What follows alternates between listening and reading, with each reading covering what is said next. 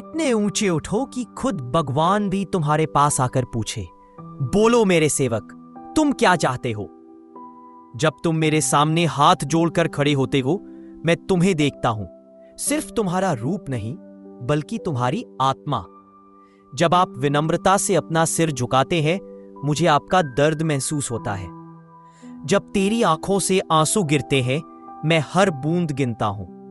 आपको अनदेखा अनसुना लग सकता है, लेकिन ये जान ले, मैं हर पल आपके साथ हूं। जब दुनिया तुम्हें ठुकरा देती है, मैं तुम्हें गले लगाने के लिए तैयार रहता हूं। जब तुम्हारा दिल डर से कांपता है, तो मैं तुम्हें संभालने के लिए वहां मौजूद हूं। लेकिन मुझे बताओ, आखिरी बार तुम सचमुच मेरे पास कब आए थे? तुमने आखिरी बार कब मेरे सामने सिर झुकाया था? सिर्फ अपने शरीर के साथ ही नहीं, लेकिन अपने दिल से। क्या तुम्हारी प्रार्थना केवल तुम्हारे होठों से बोली जाती है, या यह आपकी आत्मा की गहराई से आता है? जब तुम मेरे सामने खड़े हो तो केवल तुम्हारे होंठ हिलते हो, या क्या तेरा हृदय भी भक्ति से कांपता है? जब आप समर्पण में झुकते हैं, क्या विनम्रता आपकी आत्मा भर देती है, या सिर्फ आपका शरीर ही झुकता है? हे प्रिय सेवक, जब तुम्हारा दिल टूटता है, मैं इसे सुधारने के लिए तैयार हूं, लेकिन आप कभी फोन न करें। जब दुख आता है, मैं आपको सांत्वना देने की प्रतीक्षा करता हूं, लेकिन आप अपना दर्द लेकर कहीं और चले जाते हैं। क्या तुम्हें अब भी विश्वास है कि मैं तुम्हारी बात नहीं सुनता? जब आप रात को अपने तकिए में बैठकर रोते हैं, मैं तुम्हें देखता हूं। जब तुम्हारा हृदय पीड़ा से छटपटाता है, मैं महसूस करता हूं। और जब निराशा हावी होने लगती है, मैं चाहता हूं कि आप मेरे दरवाजे पर दस्तक दें। तुम्हें ऐसा क्यों लगता है कि मैं तुमसे दूर हूं? वो तो तुम ही थे जिसने मुंह मोड़ लिया। जब खुशी ने तुम्हें पाया तो तुमने मुझे याद किया। जब आपकी प्रार्थनाओं का उत्तर दिया गया तो आपने मुझे धन्यवाद दिया। जब सफलता आपके सामने आई तो आपने सोचा कि यह मेरी दया थी, लेकिन फिर खुद को आश्वस्त किया कि यह सब आपका अपना प्रयास था। फिर भी जब तुम गिरे, जब तुम्हारा दिल टूटा, जब आपको बिल्कुल अकेलापन महसूस हुआ, तब और केवल तभी तुम मेरे पास लौटे। और फिर भी मैं अभी भी यहां हूं, सुनने के लिए तैयार हूं, क्योंकि मैं तुम्हारा प्रभु हूं, क्योंकि मैं तुमसे हद से ज्यादा प्यार करता हूं। चाहे तुम मेरे प्रति कितने भी उदासीन हो जाओ, मैं आपके प्रति कभी उदासीन नहीं रहूंगा। चाहे तुम कितनी भी दूर भटक जाओ, मैं तुम्हें कभी अकेला नहीं छोड़ूंगा। इससे कोई फर्क नहीं पड़ता कि आप क्या गलतियां करते हैं। मेरी क्षमा आपकी प्रतीक्षा कर रही है। लेकिन क्या तुम लौटोगे? क्या आप आज की प्रार्थना केवल अपने शरीर से नहीं करेंगे, लेकिन अपनी आत्मा के साथ? मैं सदैव तुम्हारे निकट रहा हूं, तब भी जब तुम मेरा नाम भूल गए। तेरी खामोशी में भी मैंने तुझसे बात की है। हर धड़कन में, हर सांस में मैं तुम्हें याद दिलाता हूं, तुम्हें भुलाया नहीं गया है।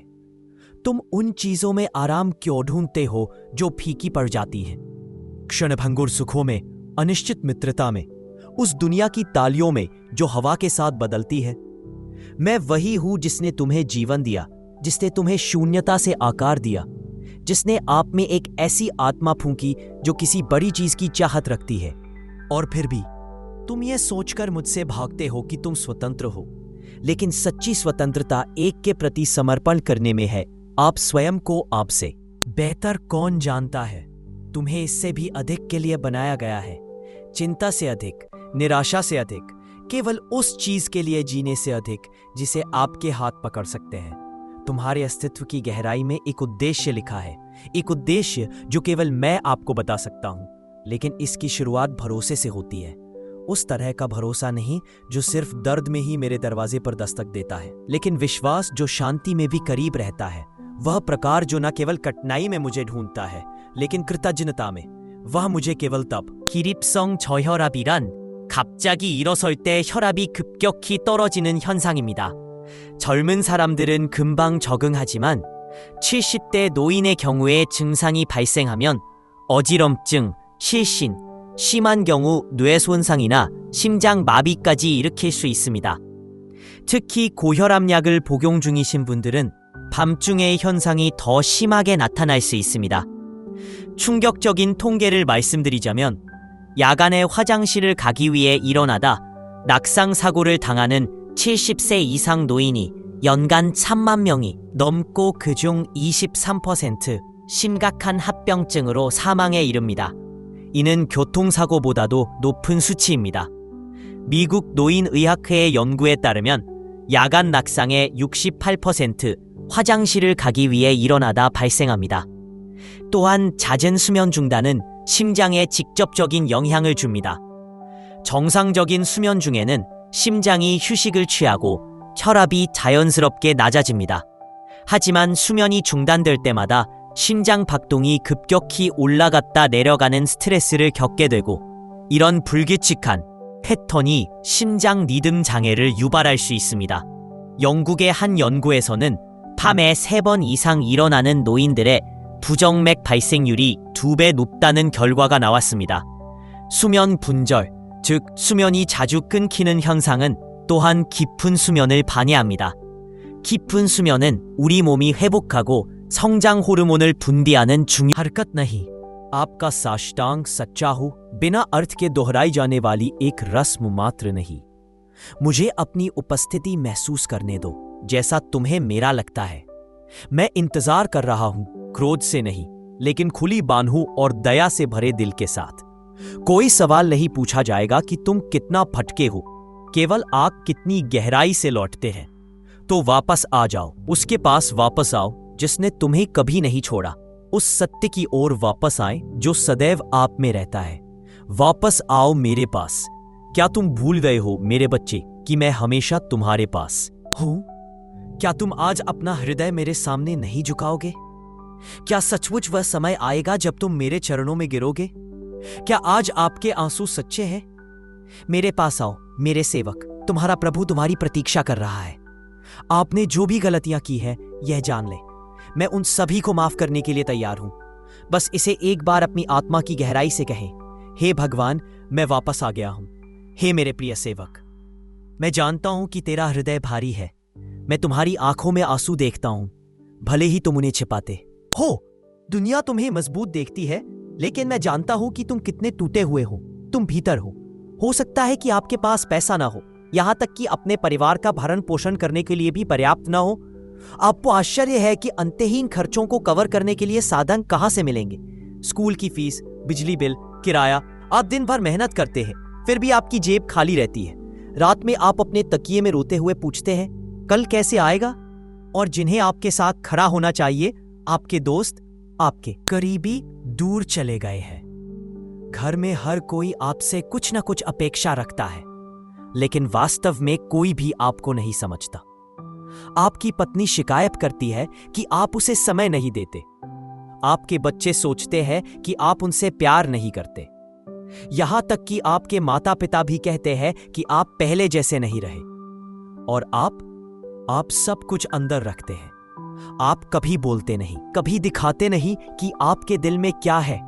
लेकिन मुझे पता है, मैं जानता हूं कि यह अकेलापन कितना घुटन भरा लगता है। मैं जानता हूं कि आप मानते हैं कि यह बोझ केवल आपका है। क्या तुम भूल गए कि मैं तुम्हारा रचयिता हूं?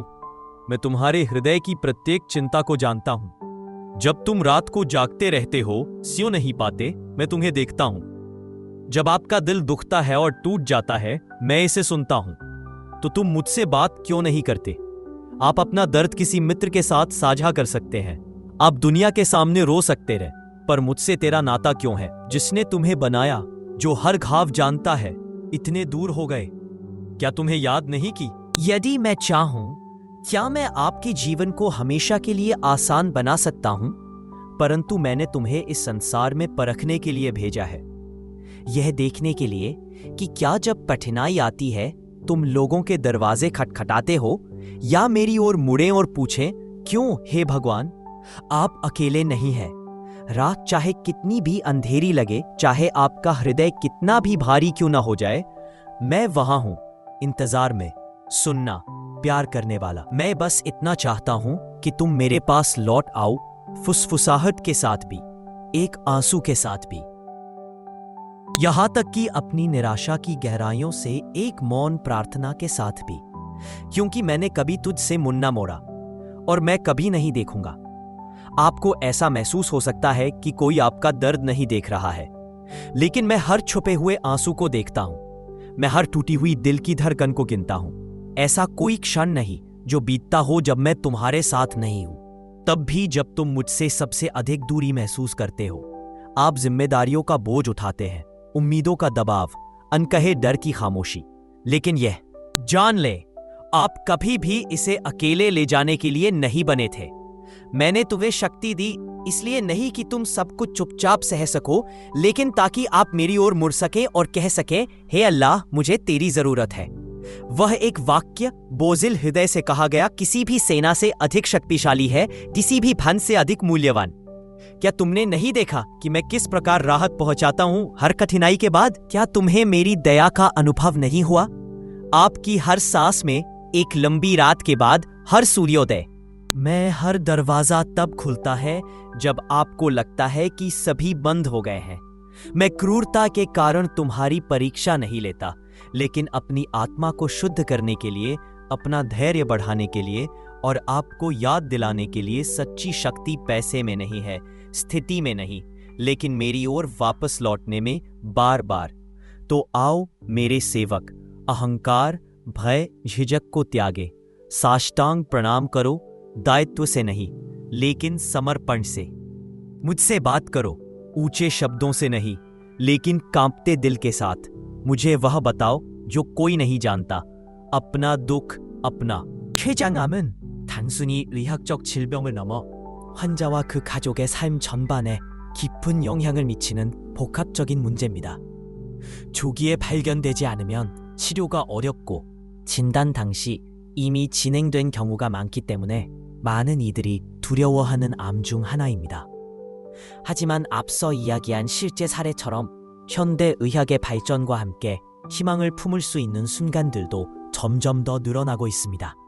췌장암의 원인은 정확히 밝혀지지 않았지만 여러 위험 인자가 존재합니다. 흡연, 만성 췌장염, 유전적 요인, 그리고 비만이나 당뇨병 등이 췌장암 발생과 관련이 있다고 알려져 있습니다. 특히 평소 당뇨병이 없던 성인에게 갑작스럽게 제2형 당뇨병이 생긴다면 췌장암 가능성도 함께 고려해야 합니다. 또한 나이가 들수록 발병률이 증가하며 남성보다 다소 높은 빈도로 나타납니다. 진단 방법으로는 초음파, CT, MRI 등의 영상 검사 외에도 내시경 초음파 EUS를 통한 조직 검사가 중요합니다. 때로는 혈액 검사에서 종양 표지자인 CA199 수치가 상승하기도 하며 이를 보조적으로 활용하기도 합니다. 하지만 이 수치 역시 항상 정확하지는 않기 때문에 종합적인 진단이 필요합니다. 치료 방침은 कहीं अधिक हे मेरी प्यारी आत्मा, जब आपका पैसा खत्म हो जाए, आपको ऐसा महसूस होता है जैसे सब कुछ खो गया है। जब जिन लोगों पर आप भरोसा करते हैं वे ही आपको धोखा देते हैं, आप यह मानने लगते हैं कि अब किसी पर भरोसा नहीं किया जा सकता। जब आप अपने सबसे करीबी लोगों से झगड़ते हैं, आप सोचने लगते हैं कि रिश्तों से प्यार बिल्कुल गायब हो गया है। लेकिन क्या मैंने तुम्हें पहले इस सब के बारे में आगाह नहीं किया था? क्या मैंने तुमसे नहीं कहा था कि यह दुनिया अस्थायी है? वह एक दिन हर रिश्ता, हर संपत्ति और हर खुशी आपसे दूर चली जाएगी। फिर भी तुम्हें इस दुनिया से प्यार हो जाता है और मुझसे दूर और दूर चले जाओ। फिर जब दुनिया तुम्हें ठुकरा दे, तुम हताश, टूटे हुए और निराश बैठे हो। क्या तुमने कभी सचमुच मेरी ओर रुख किया है? यदि तुम्हें धन की आवश्यकता थी तो तुमने मेरे सामने हाथ क्यों नहीं फैलाए?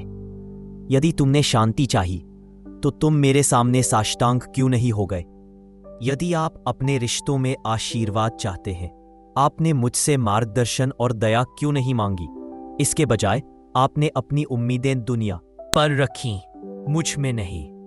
और अब जब दुनिया ने तुम्हें छोड़ दिया है, तभी तुम मुझे याद करते हो।